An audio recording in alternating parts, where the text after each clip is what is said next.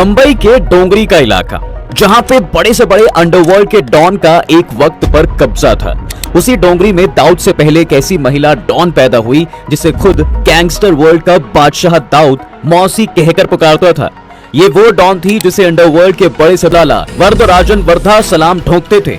ये कहानी है एक ऐसी लेडी डॉन की जिसने मर्दों के अंडरवर्ल्ड पे अपनी धौंस जमा रखी थी। जब अंडरवर्ल्ड का दबदबा शुरू भी नहीं हुआ था, उससे पहले ही इस लेडी डॉन ने अपना लोहा पूरे मुंबई में मनवा रखा था। जब भी ये मुंबई की सड़कों पर जाती तो मानो सब निगाहें इन्हीं पर होती थी। पूरे मुंबई में एक ऐसा तगड़ा नेटवर्क बिछा रखा था कि पुलिस भी इस डॉन का कुछ कर नहीं पाती थी। ऐसी पावरफुल महिला जिसके एक इशारे पे अंडरवर्ल्ड के बड़े से बड़े डॉन डरते थे। लेकिन एक महिला इतनी बड़ी लेडी डॉन बनी कैसे इसने एक मर्दों से भरे अंडरवर्ल्ड में अपनी पहचान बनाई, और आखिरकार ऐसा क्या हुआ कि जुर्म का रास्ता छोड़ने पर इन्हें मजबूर होना पड़ा।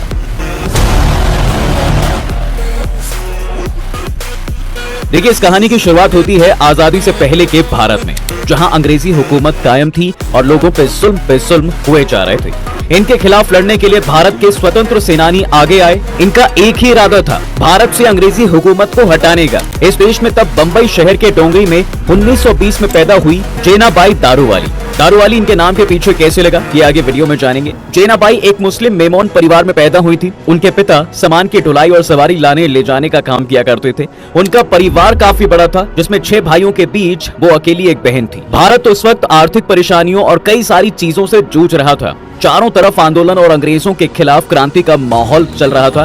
जेनाबी भी इस माहौल में क्रांति का एक हिस्सा बन गई। महज 12 साल की उम्र में महात्मा गांधी के भारत छोड़ो आंदोलन में जुड़ गई थी वो।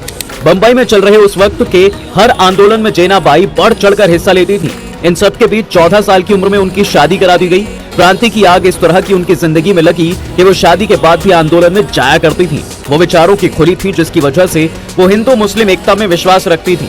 मगर वहीं ये सोच उनके पिता को बिल्कुल रास नहीं आती थी। वो अक्सर अपने घर में आंदोलनकारी लोगों को छिपाती थी, चाहे वो किसी भी धर्म से हो। एक बार उन्होंने एक आंदोलन में एक हिंदू भाई की जान भी बचाई थी, जिसको अंग्रेज सिपाही मार देना चाहते थे। दूसरे धर्म के लोगों की सहायता करते थे। उनका पति बहुत गुस्सा होता था, इस वजह से वो अक्सर उनको मारा भी करता था। कहानी में असली ट्विस्ट तब आता है जब 1947 में भारत को आजादी मिली।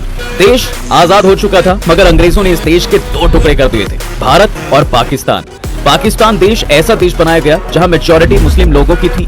इसके चलते पूरे भारत में दुनिया की सबसे बड़ी माइग्रेशन देखी गई। कुछ लोग भारत में शरण लेने गए और कुछ पाकिस्तान। इसी बीच जेनाबाई के पति ने भी पाकिस्तान जाने की ठान ली, मगर उन्होंने साफ जाने से इनकार कर दिया। वो भारत की एक स्वतंत्रताकारी थी और वो यहीं रहना चाहती थी। उनका पति तभी के तभी भारत से पाकिस्तान के लिए रवाना हो गया और उनको अपने 5 बच्चों के साथ भारत में ही अकेला छोड़ दिया। देश अभी आजाद हुआ था और वो आर्थिक स्थिति से जूझ रहा था। इसके चलते भारत में राशन की कमी भी होने लगी थी, जिसके बाद महाराष्ट्र सरकार ने गरीबों के लिए रास्ते पर राशन की व्यवस्था की। जैसा आपने सुना होगा कि मुश्किल वक्त में आदमी सबसे ज्यादा ताकतवर बन जाता है, वैसे ही जेनाबाई अपने बच्चों को पालने के लिए सरकारी राशन बेचने के धंधे में लग गई। इस धंधे से ही पहली बार जेनाबाई अंडरवर्ल्ड से मुखातिब होती हैं। जेनाबाई यहाँ एक ब्रोकर के तौर पे चावल, गेहूं और दाल की स्मगलिंग अनलाइसेंस्ड होलसेलर और रिटेलर को करने लगी। भारत सरकार ने जहाँ बिना लाइसेंस के राशन को आगे बेचना और अपने पास रखने की मना की थी, वहीं वो गलत तौर तरीके से इसको रखती और अनलाइसेंस्ड लोगों को बेचा करती थी। इस धंधे ने उनका नाम चारों तरफ बिखेर दिया। उनका इन्फ्लुएंस इसमें इतना बढ़ गया कि कई बार पुलिस इनके घर पर छापेमारी करने भी जाया करती थी, मगर कोई सबूत हाथ न लग पाता था। इस धंधे ने जेनाबाई को नई पहचान दी, जिसके बाद उन्होंने इकबाल गांधी नामक बंदे से दूसरी शादी कर ली।